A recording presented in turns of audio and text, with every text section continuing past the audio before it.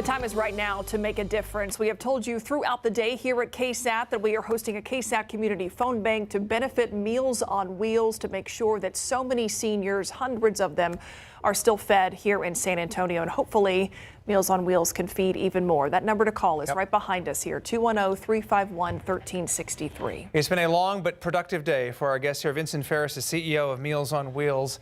First of all, thank you for being here and for what you do. We've talked so much about the food, how important that is, but it's the personal interactions that these seniors, that these widows, that these people in some cases are missing out on right now. That's exactly right. I mean, these folks have difficulty leaving their homes. They're behind closed doors. We oftentimes forget that they're even there in our neighborhoods because we haven't seen them out and about.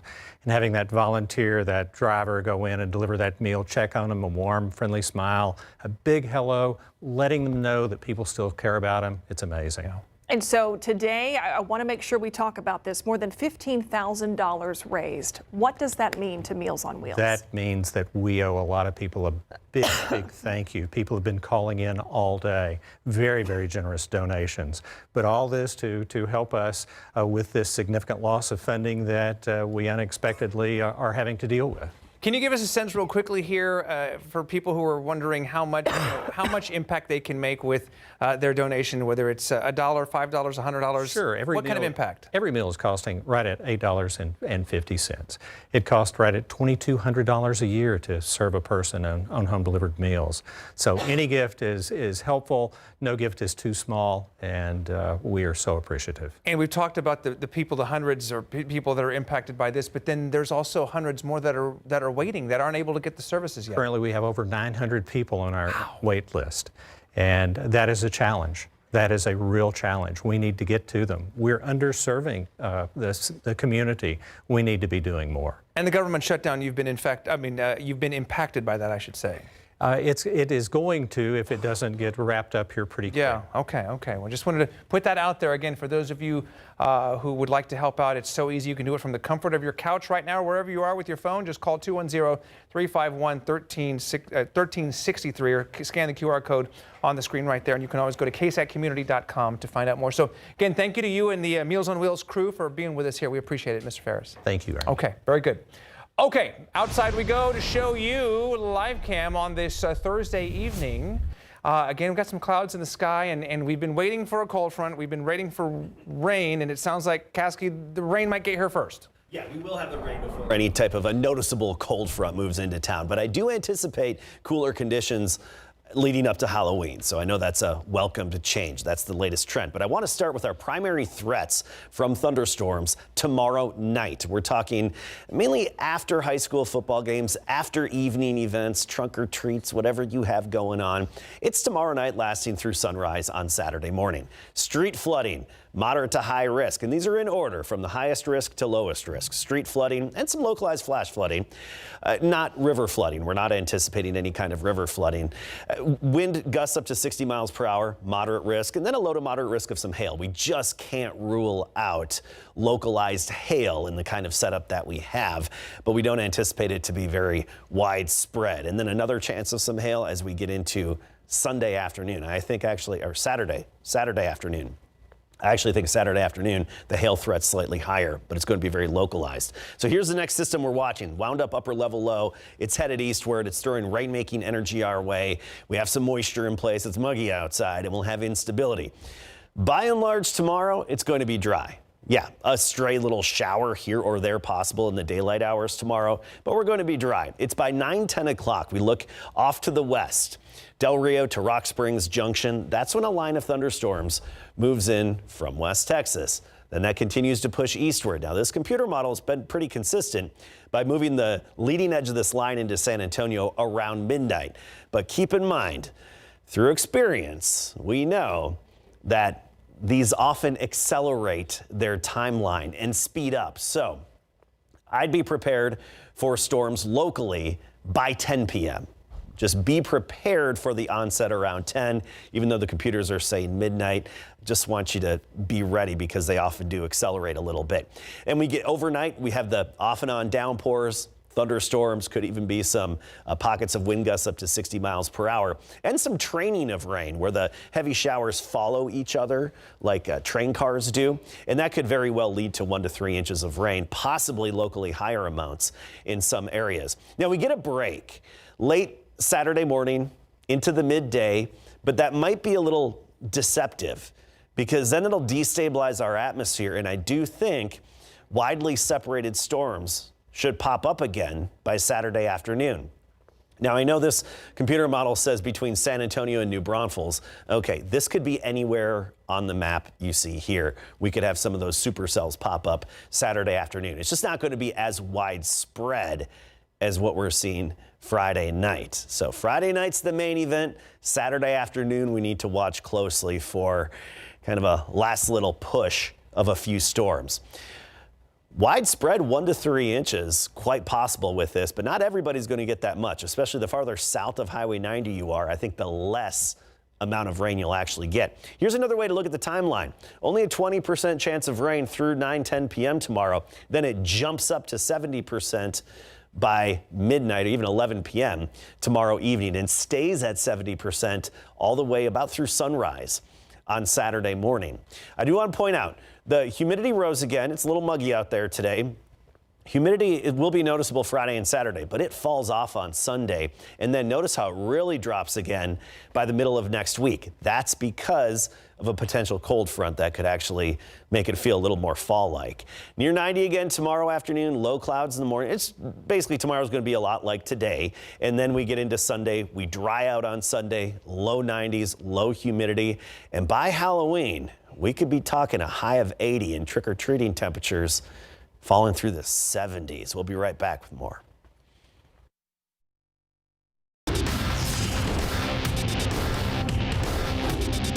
You know, all the dice are thrown in the Western Conference, you know, and we just need to fight to the death.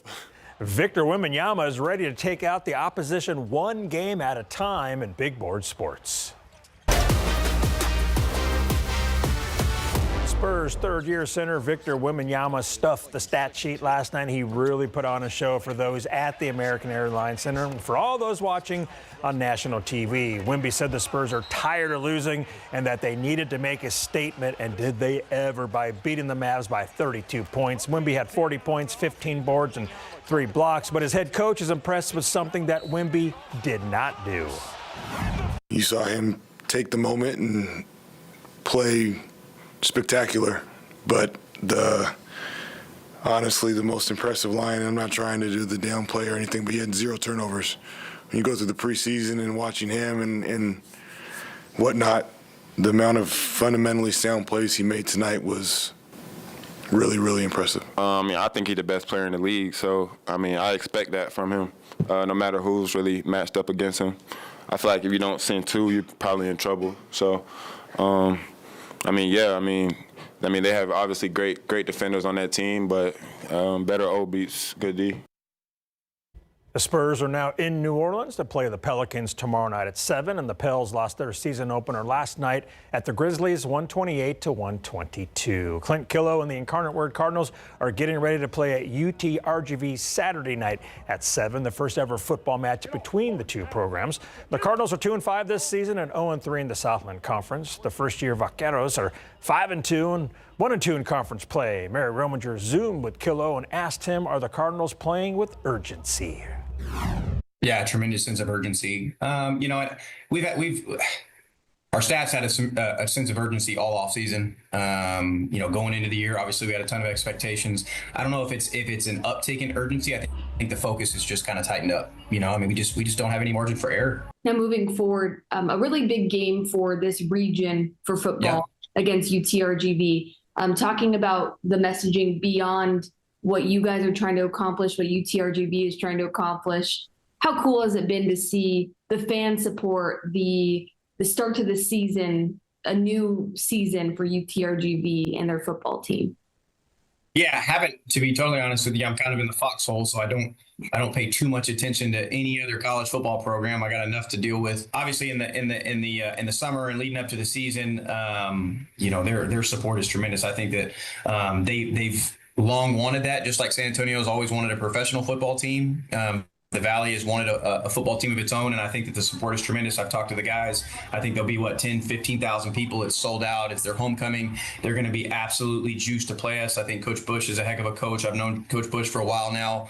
We've become good friends. He's spent some time at Incarnate Word when just coming by and picking the brain of guys around this building and Richard Duran and things like that in terms of how they want to build their program and everything. So I think that Saturday is going to be a great atmosphere. I think that they play really, really hard. They're coached really, really well. Right back after the break. Well, the government shutdown, which has entered its 22nd day, is being felt in ways that many people may not have expected. Yeah, potential home buyers are now feeling the impact of all of this. Lee Waldman is live in New York this evening. Lee, the housing market was already slowing down. So how is the shutdown impacting this even further? Myra, Ernie, good to be with you both. More than a third of home buyers turn to these federally backed loans in order to make their home buying dreams possible. That's according to a 2024 report by the National Association of Realtors. Because of this government shutdown, those dreams are now in jeopardy. Of course, the government shut down. And so my lender got back in touch with me and she said, unfortunately, we're not going to be able to close until the USDA reopens. Chase Franklin had everything set for his move from North Dakota to Kansas, including a U.S. Department of Agriculture-backed mortgage to buy a home. Now that plan has come to a screeching halt. There was a full gamut of emotions. I mean, there was anger, there was frustration. I mean, there was like, why is this happening now? He's not alone. Anthony Smith, a senior economist with Realtor.com, says homebuyers all over the U.S. are feeling the impact of the shutdown. It will be a difficult position to be put in as a first-time home buyer because that's going to be really one of the biggest cohorts that are going to be impacted by this. Before the shutdown, the skyrocketing prices of homes brought the housing industry to a slowdown. But the first government shutdown in nearly 7 years is impacting both rural and urban areas. The housing market was definitely somewhat frigid, and so this adds more chill to a situation that didn't need any more cooling off altogether. The longer this shutdown stretches on, Smith says the greater impact it's going to have on the industry as a whole and the more uncertainty it will breed. As for Franklin, he's got a clear message to the lawmakers in D.C. Recognize that the decisions that you are making are impacting far more people than you realize, and that the decisions that you're making are also affecting voters who will remember this when it comes around to election season. Smith's advice to home buyers right now is to stay the course, lean on people who have gone through this before, and have all of your paperwork in order whenever this government shutdown does come to an end. Myra, Ernie. So, Lee, could home buyers utilizing private loans be impacted by the shutdown as well? Unfortunately, they could be because there's so much of the third-party aspect intertwined here. We have the income verification, social security checks, and if someone's buying a home in a flood-prone area and they're forced to choose the National Flood Insurance Plan, that could stop their home buying experience as well. So for potential homeowners who are stuck in this limbo spot right now, why not just switch to a private loan? Well, Myra, they're kind of stuck between a rock and a hard place here. Switching over could make the entire process take even longer than it already is right now. They might not get the same interest rate that they've gotten. Their down payment that they have to pay might increase if they switch over. The expert we spoke to, say it's important to stay the course and just keep your head down. All right, Lee Waldman, a KSAT alum. Lee, so good to see you. Thanks for joining us live here tonight. Very cool. Okay. Well, as we continue to talk about what is now the second longest shutdown on record, we know thousands of federal employees have been furloughed and will not report to work until the shutdown ends. Madeline Lambert takes a look at how federal employees and some local nonprofits here in San Antonio are bracing for what could come next. About 38,000 federal workers live in the San Antonio, New Braunfels area, all of which are experiencing different impacts from the federal government shutdown. A lot of people are waiting for that call of, okay, we're ready to go back, but it's taking longer this time. Keith Keith Pease is a civilian federal employee at Randolph Air Force Base. He says during his unexpected time off, he has been able to work around the house and spend more time with his family. But as this goes on, then you start to get a little more concerned. That concern is also growing for local nonprofits and businesses that rely on funding from the government. The president and CEO of the San Antonio Food Bank, Eric Cooper, says the nonprofit is bracing to see a potential surge in demand if the shutdown persists. That crisis has driven the hundreds and now thousands of people to the San Antonio Food Bank for help. If the government shutdown continues through the end of October, families that rely on SNAP benefits like the ones from the food bank won't see them until the shutdown ends. After November 1st, it's just the uncertainty. Will the federal programs that help our neighbors be supported, and what will the future bring? According to the Associated Press, about 750,000 federal workers across the U.S. were expected to be furloughed during the shutdown. I'm concerned and sensitive to those that are either going into or about to go into some significant hardships. The last government shutdown happened during President Donald Trump's first term that lasted 35 days. We just want to get back and be able to continue delivering on the mission. Madeline Lambert, KSAT 12 News.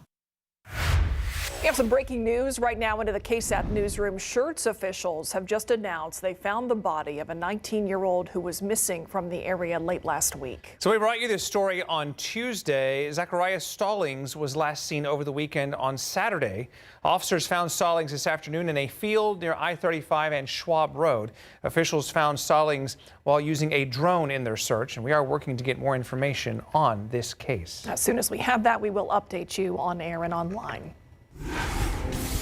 It is a big weekend coming up in San Antonio. Lots of events happening downtown. Indeed. So coming up, we're going to tell you everything you need to know, including how you could beat the traffic and maybe save some money. Coming up. All right, well, the attraction Ice returns to the JW Marriott this year. Yeah, today around 40 master ice artisans from China arrived to San Antonio to begin all that carving. This year's theme is Frosty the Snowman. The artisans will spend 30 days at JW Marriott to transform more than 2 million pounds of ice sculptures by hand.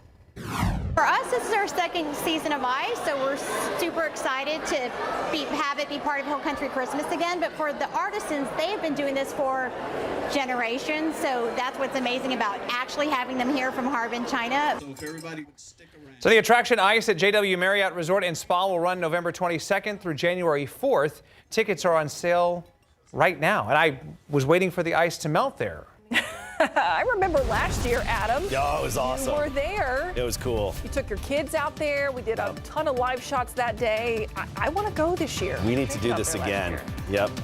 Made gingerbread houses, went on the slide. They had, like snow, right? You can make snowballs. And... Yeah, shaved ice. Snow is made in a very different thermodynamic process, Myra. But do you think maybe, Ernie, I hit a chord there? I think you did. Struck a nerve. All right, we better take a break then. We'll have more Casket coming up.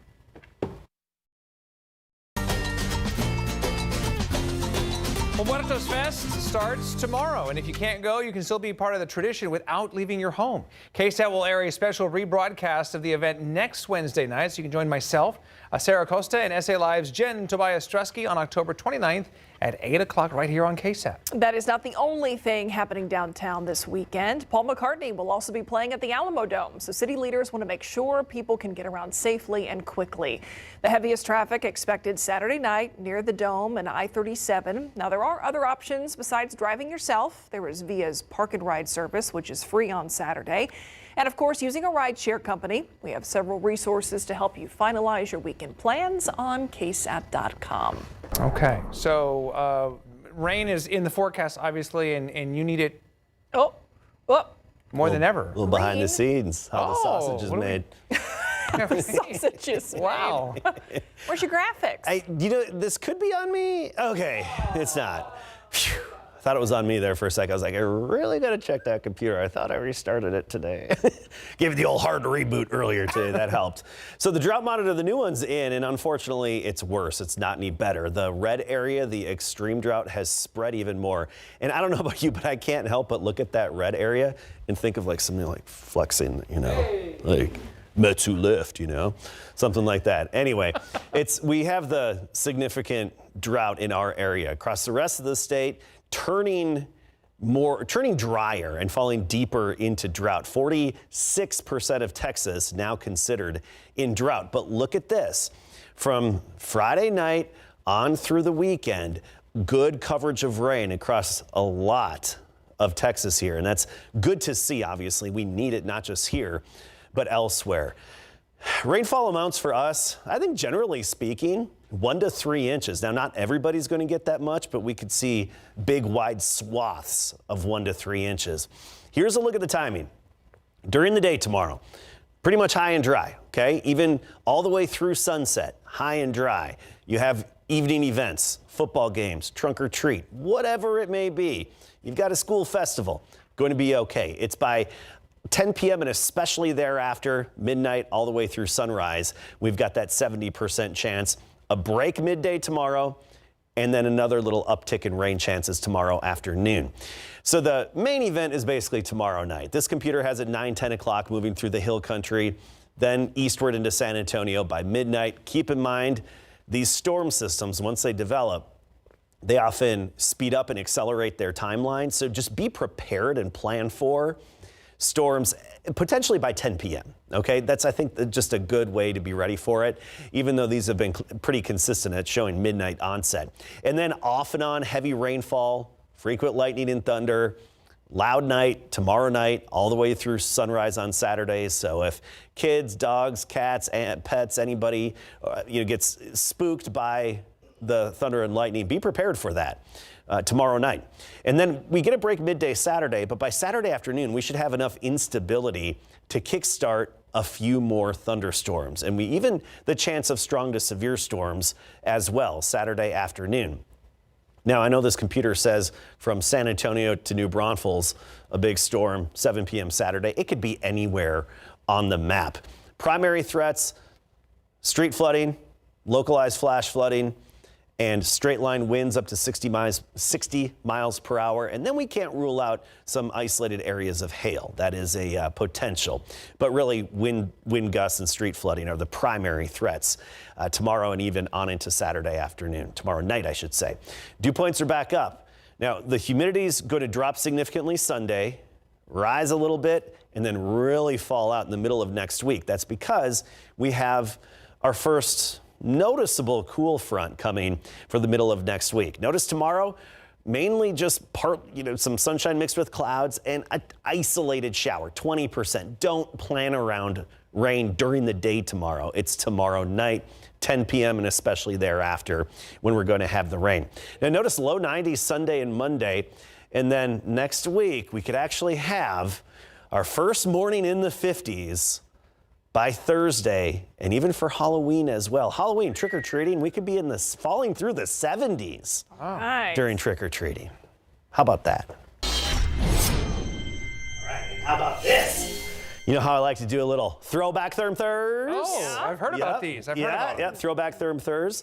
So this goes back to 2016. I've actually been doing Thermometer Thursday for 10 years now. This is why I like to do these throwbacks, I know. So this is one of my favorite thermometers. And you know how I often say that making thermometers is where art meets science? Mm-hmm. You have an art of even just blowing the glass and making the bulb. And then you have the science of calibration, high resolution, and the accuracy and all of that. But this is a true epitome of where art meets science. Local artist Karen Fisher, she did the painting for me. And we actually have a couple other versions, and I'll hopefully share them with you in the weeks ahead. But just the detail on there. And of course, the lightning bolts going down and hitting parts of the city. Even the little friendship sculpture, the Torch of Friendship. Torch of Friendship. That's a torch? Well, it's the Torch of Friendship. Okay. That's the name of the red squiggly thing. Yes. Anyway, yes, so that's one of my favorites, a good throwback to 2016. Monica Chavez Rodriguez of San Antonio, the winner of a homemade thermometer this week. Sorry, Monica, it's not that one. I need to hang on to that one. I just can't get rid of it. But go to ksat.com/thermometer to enter the drawing to win. She can paint hers if she wants to. Absolutely, you can. Customize it. And, I mean, if you are an artist and you would, do something cool, just reach out to me. I might be able to put a thermometer on your work too. Yeah, I mean, who knows? That would be awesome. Yeah. Okay. Rowdy stuff. Isn't that cool? Thanks I for like asking. it. All right, we'll be right back. And welcome back, everybody. KSAT Sports Now is streaming your way at the top of the hour at 7 o'clock on KSAT Plus or however you stream. Coming up tonight, we're going to talk about the Spurs' regular season opener at the Dallas Mavericks. Of course, Victor Wembanyama was insane in that game, but he admits that he cannot do it without his teammates. And that means Victor Wembanyama is certainly a fantastic teammate as well as a fantastic basketball player. In the College Corner, we're getting ready for Incarnate Word to play down at UTRGV. It's the first ever football matchup between these two programs. We're going to talk with Coach Killo. Mary Rominger got to Zoom with him earlier this week. And of course, we've got BGC Week 9, which kicks off tonight with a handful of games. We'll be right back after the break. All right, storm threats tomorrow night. This is pretty much after evening activities.